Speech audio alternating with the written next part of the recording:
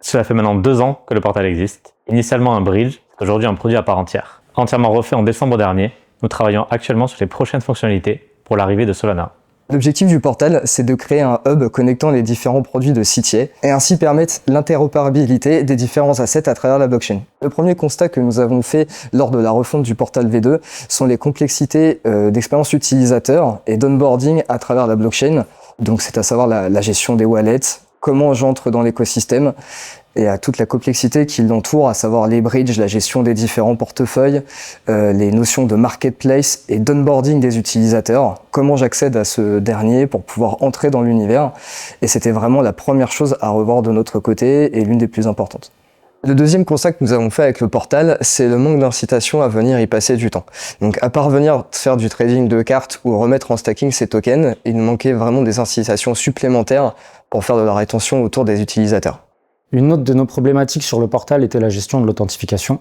Je pense notamment à la façon de s'authentifier, donc que ce soit avec forcément ou une adresse mail ou avec de multiples passwords, ce qui pouvait être compliqué pour ceux qui avaient plusieurs comptes à gérer. Actuellement, on ne gérait pas l'authentification via les CESO, c'est-à-dire via Google, Apple, Epic pour les principaux. Et dernièrement, la gestion de vos wallets qui rend l'utilisation de vos assets très compliquée. Le vrai challenge technique avec le portal, c'est que du coup, c'est une interface qui va vraiment communiquer avec plein de services différents liés à la blockchain, que ce soit IMX, principalement IMX, et aussi tous les autres outils pour pouvoir acheter des CTA tokens, acheter des USDC. Il y a plein de différents services auxquels on fait appel pour pouvoir offrir des fonctionnalités aux joueurs.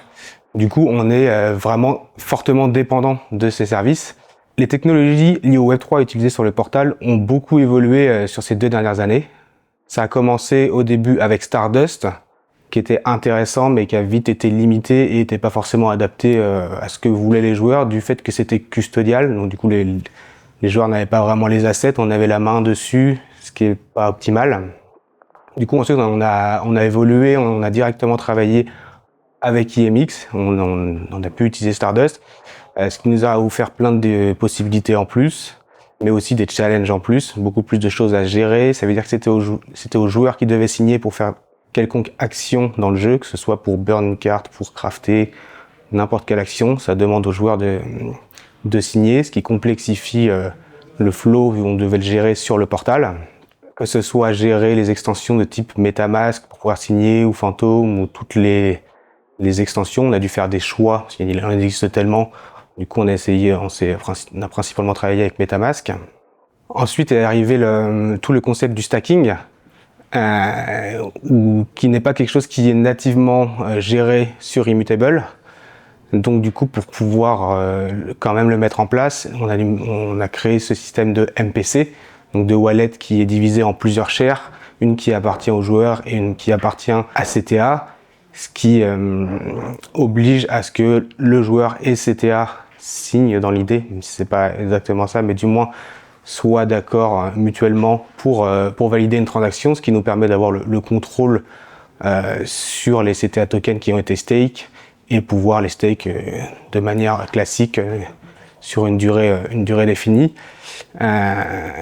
Et tout ça, on l'a fait parce que du coup, c'était pas géré nativement sur IMX, donc on a dû créer ce MPC, ce qui a rajouté un wallet supplémentaire en plus du game wallet, sachant qu'on avait aussi du coup cette histoire de cold wallet qui permettait aux joueurs de voir leurs assets en read-only in-game pour pouvoir jouer avec, mais sur un wallet custom, ce qui a été intéressant pour les joueurs, mais qui rajoute encore un énième wallet à gérer côté portal, ce qui peut rendre tout ce qui est UX plus compliqué. On ne sait pas forcément sur quel wallet on est actuellement. Je travaille sur le portal depuis le tout début, depuis l'époque où c'était simplement un bridge.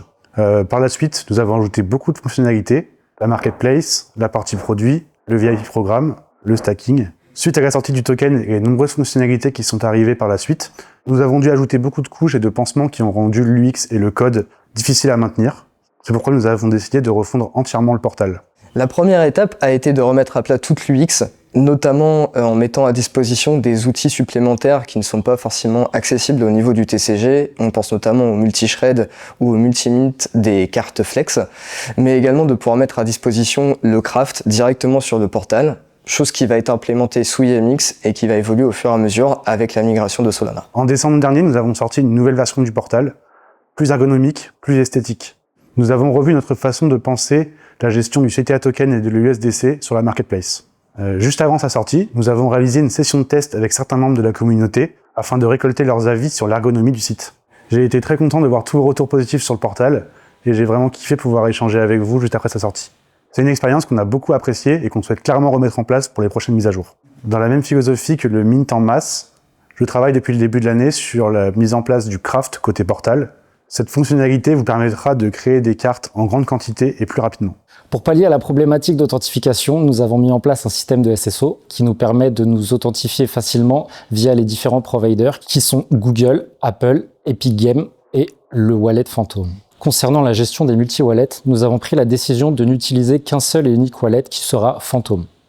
Le but cette année, c'est de simplifier toute la partie technique, réduire le nombre de dépendances, tout en gardant la même ergonomie pour les joueurs et la même simplicité d'utilisation du portal. L'arrivée sur Solana va nous permettre de repositionner efficacement le CTA token ainsi que tous les assets tels que le Min Pass ou les différentes cartes. Les mécaniques telles que le Airdrop Weekly vont pouvoir être revisitées et simplifiées tout en prenant en considération plus de facteurs qu'actuellement. C'est-à-dire qu'on pourra prendre en considération les liquidités en CTA token, mais aussi les NFT tels que les cartes, les Min Pass, ainsi que le volume de trading, que ce soit sur les pools de liquidité ou la marketplace. Ainsi, toutes les activités entreprises sur la blockchain se reflèteront directement sur le token puisque dorénavant, tout est lié. Le premier élément de gamification se passe à travers le grimoire. Donc le grimoire, qu'est-ce que c'est ? C'est un endroit sur le portal où vous pouvez retrouver l'entièreté de vos différentes collections, pouvoir les compléter au besoin, les ajuster pour votre Eternal Multiplier, et ça à travers l'achat en one click ou directement le crafting des différentes cartes. Concernant la migration sous Solana, cela va nous ouvrir les portes de la DeFi, et du coup des interactions supplémentaires pour les utilisateurs sur le portal en venant gérer directement les pools de stacking du CTA token et les pools de liquidité du Tricel et des Stones afin de pouvoir gagner beaucoup plus de rewards chaque semaine. Comme vous pouvez le constater, les évolutions autour du portal ne s'arrêteront pas à la migration de Solana et nous avons toutes sur un cahier des charges de prévu pour les mois à venir, notamment autour de l'amélioration du craft et des possibilités que nous offrira Solana sur le Tricel et les Stones, mais également autour de la location, de la mise en vente des cartes physiques et dans l'avenir des ventes.